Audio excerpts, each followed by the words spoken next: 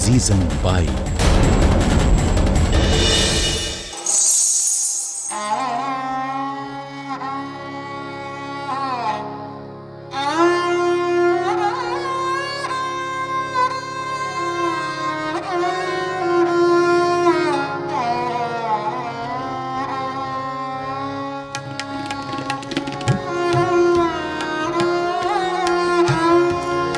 राहे पुरखार में उस दौर की आवाज बनी, वो कभी सोज बनी और कभी साज बनी। हो गई सब पे अयां और कभी राज बनी। जिसने आज़ादी की लौ भड़काई, नाम था उसका Azizan by, Azizan by, Azizan by.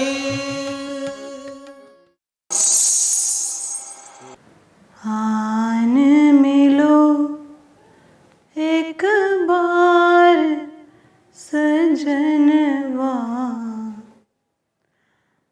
आन मिलो याद में तोरी रैन बिताए, याद में तोरी रैन बिताई। सुन लो जिया एक बार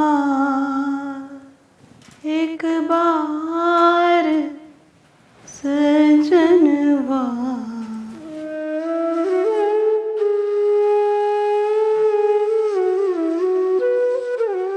बाई जी, क्या हुआ बाई जी? कुछ नहीं हुआ। आंसू बहे जा रहे हैं आपकी आंखों से और आप कह रही हैं कि कुछ भी नहीं हुआ। शायद हम ही आपके करीब होकर आपके मामले में दखल देने की कोशिश कर रही हैं, जो आपको पसंद नहीं।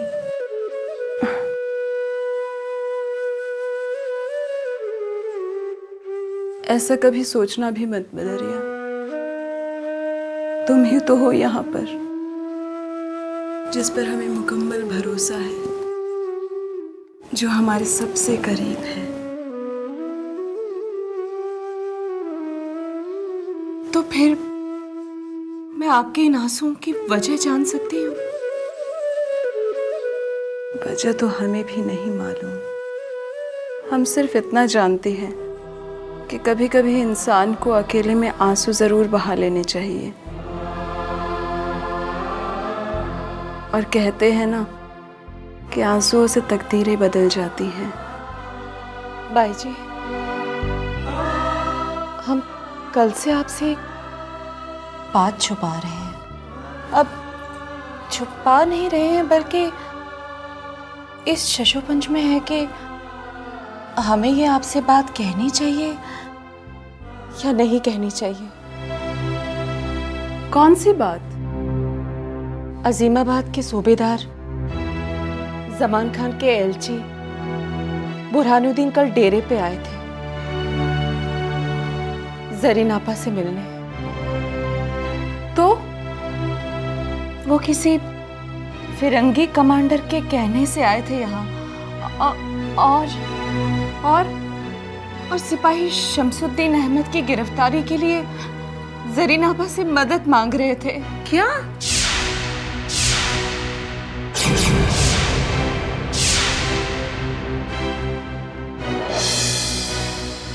और फिर जरीन आपा ने उनसे वादा भी किया मुखबरी करने का।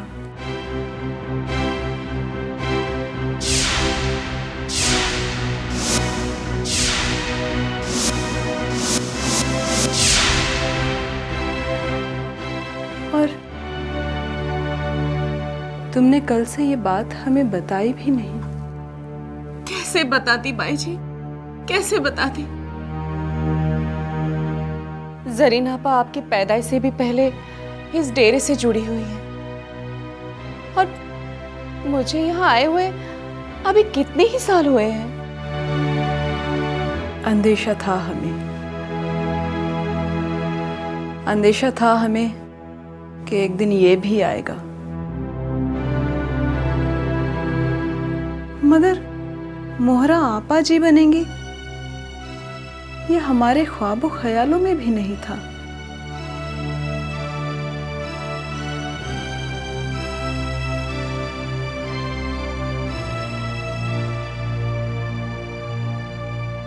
कहाँ गई है आपा जी? वो शायद बाहर गए हैं, कुछ खरीदारी करनी थी उन्हें। बदरिया, एक काम करो, जब आपा जी आ जाए तो उनसे कहो कि कल हमारे कुछ खास मेहमान आने वाले हैं और हम बैठक में एक महफिल करना चाहती हैं, लिहाजा उस महफिल की तैयारियां शुरू की जाएं।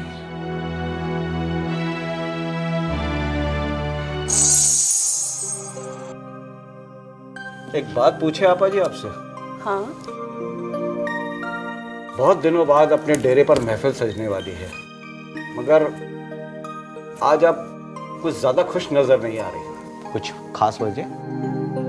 अपने यहाँ खुशियों के दिन फिर से लौट आए, मुजरे हों, महफिलें सजें, खुदा गवाह ये ज़रीन की देरी न ख्वाहिश है।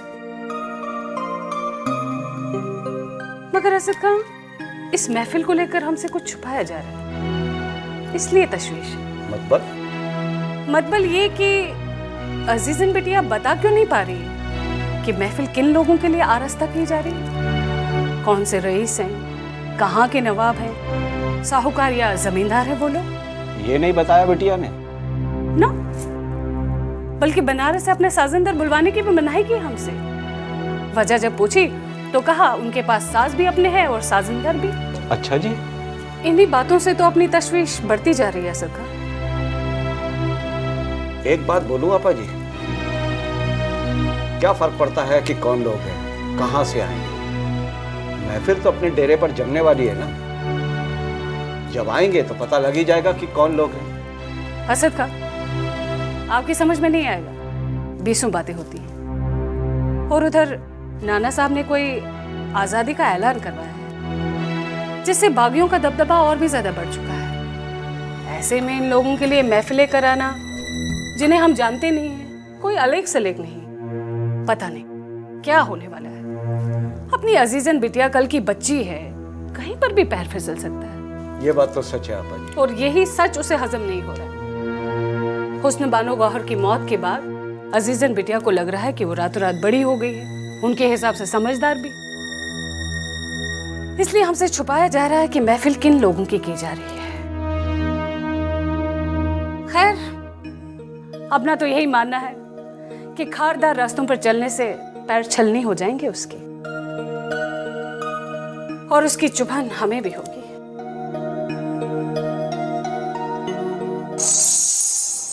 हमें इस बात की खुशी है कि इधर नाना साहब ने खुद मुख्तारी का ऐलान किया और उधर कमांडर व्हीलर ने हमले के डर से कानपुर के सारे फिरंगियों को छावनी में मुंतकिल करना शुरू कर दिया। आधी जंग तो हम जीत चुके हैं, और क्या भाई?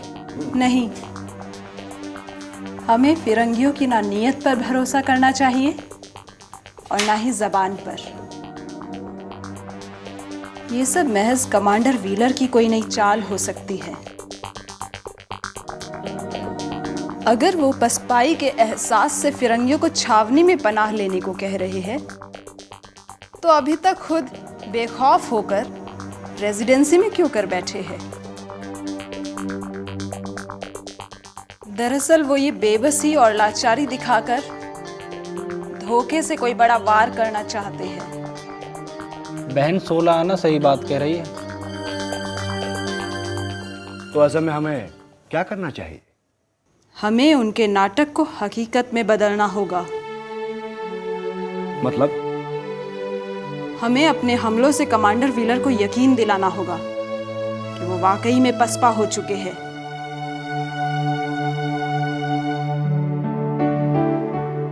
उनमें इस कदर दहशत और खौफ पैदा करना होगा कि वो खुद भी छावनी के किसी तारीक कोने में पनाह लेने पर मजबूर हो जाएंगे। और फिर हमें नाना साहिब को तजवीज रखनी है कि वो कमांडर व्हीलर तक पैगाम भिजवा दे कि अगर वो अपने साथियों समेत कानपुर से सही सलामत निकलना चाहेंगे तो उन्हें महफूज राहदारी दी जाएगी। और हम उन्हें जाने देंगे? नहीं, हम सिर्फ उनके जाने का रास्ता तजवीज करेंगे। सती चौराहा घाट। सती चौराहा घाट फिरंगियों के लिए सबसे महफूज है। ये बात हमने इमा वाटसन और रोज ग्रीनवे के कानों में भी डाल दी है। खैर, जब वो कानपुर से जाने को होंगे तो उनको ले जाने के लिए सती चौराहे घाट पर कश्तियां भी मौजूद होंगी और दूसरा बंदोबस्त भी। मगर उनके वहां तक पहुंचने से पहले ही हम उन पर यलगार कर देंगे और एक एक को चुन चुन कर मार डालेंगे। तब जाकर लंदन की सल्तनत हिल सकती है और हिंदुस्तान पर काबिज होने का ख्वाब देखना छोड़ देगी। फिरंगियों के पास अपनी कश्तियां नहीं है। जाहिर है कि कश्तीबान हिंदुस्तानी होंगे और उनकी भी जान जाएगी। नहीं, गंगा में सबसे ज्यादा कश्तियां हरदेव मल्ला नामी शख्स की है। हम उनको अपना राजदार बनाएंगे और हमले से पहले ही सभी मल्लाहों को इशारा कर देंगे कि वो पानी में कूदकर भाग जाए। मगर बहन, अगर फिरंगी वाकई कानपुर छोड़ने के लिए राजी हो जाएंगे तो फिर उन पर हमला करने की जरूरत क्या है? टीकाराम भाई, फिरंगियों के सिर्फ कानपुर छोड़कर चले जाने से हमारे जख्मों का मरहम नहीं हो सकता। बहुत खूब बहन, बहुत खूब। दोस्तों, मैं समझता हूँ कि बहन का मंसूबा बिल्कुल सही है। हमें इस पर एकदम अमल करना चाहिए। इससे बढ़कर और कुछ हो ही नहीं सकता। अच्छा भाई, वो टीले वाले काम का क्या हुआ? अरे हाँ शमशुद्दीन भाई, हम चलते हैं उसके लिए। आप बैठो। ठीक है। अच्छा बहन।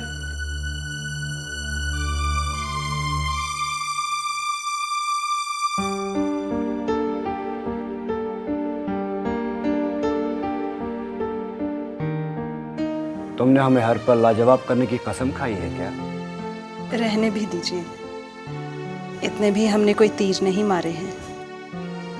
कसम से अजीजा, तुमने हमें हर मकाम पर लाजवाब कर दिया है।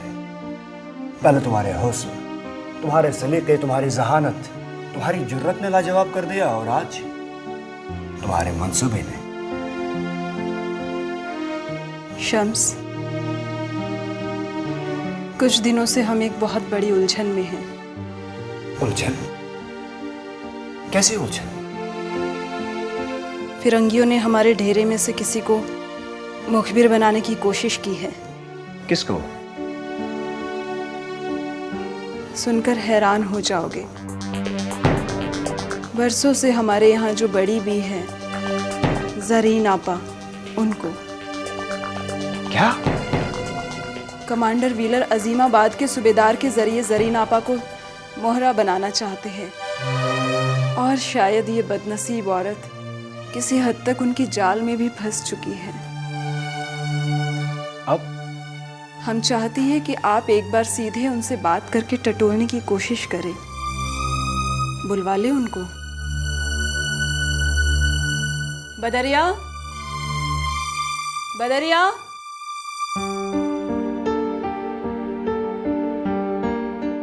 हुकुम बाई जी। आपा जी को जरा भेज दीजिएगा। आपा जी तो हवेली में कहीं नजर नहीं आ रही हैं।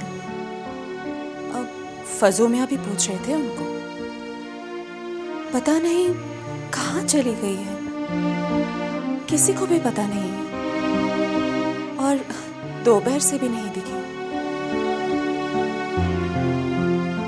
ठीक है, तुम जाओ। जी बाई जी।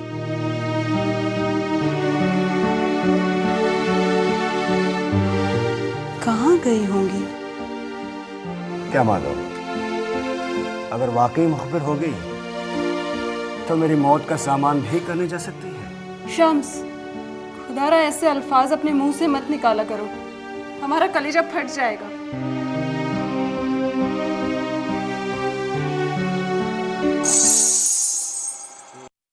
आदाब जनाब। आदाब आदाब, हजरत खुशामदीद खुशामदीद। ओ बैठिए बैठिए बैठिए। शुक्रिया जनाब, शुक्रिया। और वो इंडिया में क्या बोलते हैं कि कुआं, वेल कुआं प्यासे के पास खुद चल कर आया है ना? नहीं नहीं सरकार, एक गरीब प्यासी बुढ़िया पानी की तलाश में भटक रही थी, बस सरकार के पास आ गई। What happened? क्या हुआ? वो गौहर भाई वाले डेरे से ना अपना दाना पानी उड़ गया जनाब। मतलब आप उधर नहीं रहता? अब छोड़ दिया जनाब, बरसों बाद छोड़ दिया। हमारा काम कैसे होगा फिर? उसी लिए छोड़ दिया जनाब। डेरे वालों का मुझ पर से भरोसा ही खत्म हो चुका है। अगर मैं वहां रहती तो ना आपका काम कर पाती और शायद जान से भी चली जाती। ये कमांडर ड्रिलर इंडिया में इतना साल रहने के बाद कभी इतना अपसेट नहीं हुआ, बट ये भगोड़ा सिपाही शमशुद्दीन हमको बहुत अपसेट किया। No more story. अभी हमको हर तरीके का जानकारी चाहिए। शमशुद्दीन हमको चाहिए और उसका साथी भी, सब का सब। हाय, तुम पंखा तेज नहीं चला सकता। तुमको मालूम नहीं कि पंखा कैसे चलाता है? थोड़ा तेज चलाओ। तुमको दिखाई नहीं देता, मैं तुमको गर्मी लगता है। तेज चलाओ। देगी जनाब, देगी। शम्स भी देगी और कमर भी देगी। पर अपने गुजारे का क्या सोचा जनाब ने? मतलब? मतलब इनाम। देखिए ना जनाब, अब वो गौहर भाई वाले डेरे से तो अपना दाना पानी उड़ गया, फिर अपने कोई रिश्ते नाते वाला भी नहीं जो मुझ गरीब को पाले। इसलिए ये इतनी बड़ी पहाड़ जैसी जिंदगी कैसे कटेगी जनाब? ओह देखो मैडम, तुमको जिंदगी गुजारा करने के लिए परेशान होना नहीं मांगता। हम तुमको इतना पैसा देगा, इतना पैसा देगा, इतना जागीर देगा कि पूरा आबाद का नवाब तुमसे रश्क करेगा, जेलस करेगा। और तुम फिर जितना चाहो हवेली बनाना और जितना चाहो तेरा भी खोल सकता है। नवाजिश जनाब, नवाजिश। आई तुमको पंखा चलाने का तमीज नहीं है? थोड़ा तेज चलाओ, मैं तुमको गर्मी लगता है। तेज चलाओ। हाँ तो मैडम, हम क्या कह रहा था कि हमको फजू मियाँ, नूर बाबा कहते हैं, न रख इससे उम्मीद ऐशो निशात, कि ये दुनिया तो है रंजो गम की बिसात। तही दस्त आमद तही दस्त रफ्त, कि ये दुनिया तो है रास्ते की रुबात। रुबात समझते हो ना मियाँ? रास्ते की सराय, मुसाफिर खाना। हजारों है चाहे अजल राह में, मुसाफिर करे हर कदम एहतियात।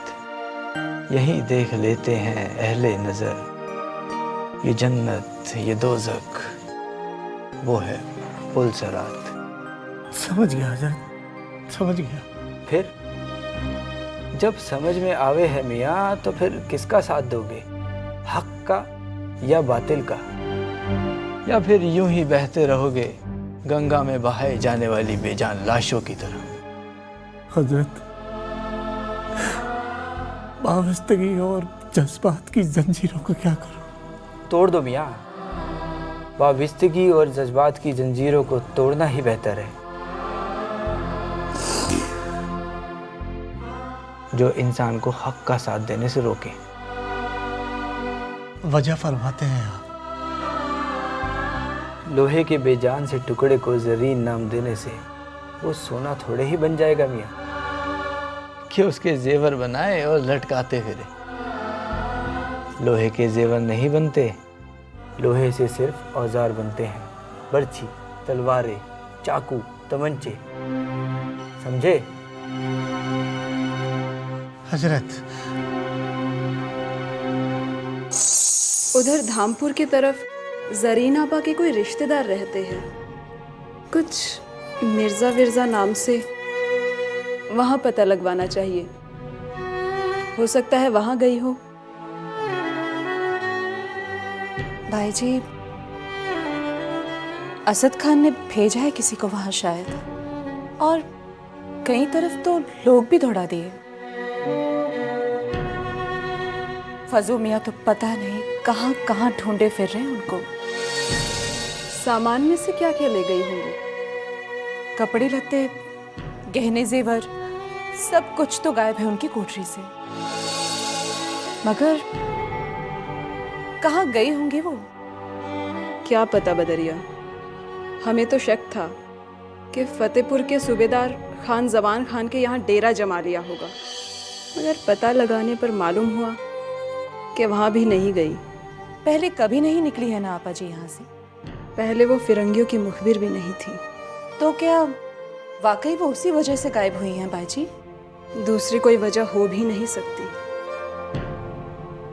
भाई जी, टीकाराम भाई आए हैं। टीकाराम भाई यहाँ इस वक्त कहाँ है? जी, टीकाराम भाई, खैरियत? क्यों, क्या हुआ? फिरंगियों ने हमारे टीले के नजदीक हाथ लगाकर हमारे लोगों पर हमला कर दिया। क्या?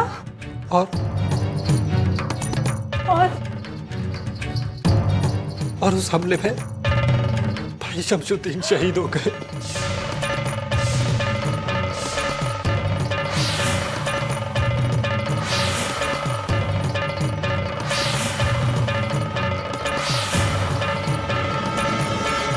नहीं टीकाराम भाई, कह दीजिए कि ये झूठी खबर है।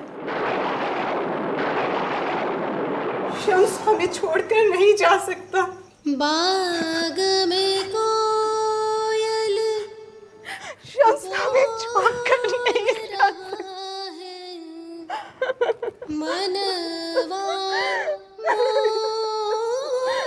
वो मेरे साथ नहीं कर सकता। डोल रहा है, अब कैसे कोई समझाए रे सजनिया।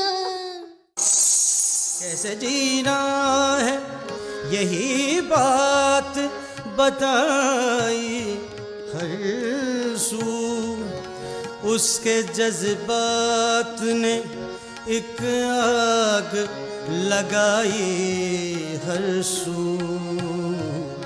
नज़्म आज़ादी की जिसने गाई, नाम था उसका अजीज़न बाई। नाम था उसका अजीज़न बाई। नाम था उसका अजीज़न बाई। नाम था उसका अजीज़न